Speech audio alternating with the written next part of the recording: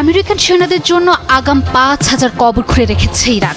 শুনতে অবিশ্বাস্য মনে হলেও ওয়াশিংটনের ১০ দিনের চরম হুঁশিয়ারি আর অত্যাধুনিক যুদ্ধ বিমানের মহড়ার মধ্যেই এমন হাড়হিম করা প্রস্তুতি নিয়েছে তেহরান। মার্কিন বাহিনীর সম্ভাব্য আক্রমণ রুখতে কেবল মিসাইল বা ড্রোন নয়, বরং তেহরানের উপকণ্ঠে আক্ষরিক অর্থেই জমদূত সেজে বসে আছে পারস্যের এই দেশটি।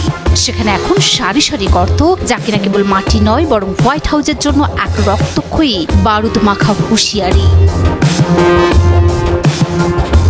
যুক্তরাষ্ট্র ও ইরানের দীর্ঘদিনের স্নায়ুযুদ্ধ এখন এক চূড়ান্ত ও ভয়াবহ রূপ নিয়েছে।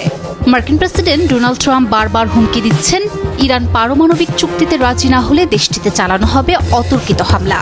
সময় বেঁধে দিয়েছেন মাত্র ১০ দিন। এমনকি মার্কিন সংবাদ মাধ্যম অ্যাক্সিওস এক হাড়হিম করা তথ্য দিয়েছে।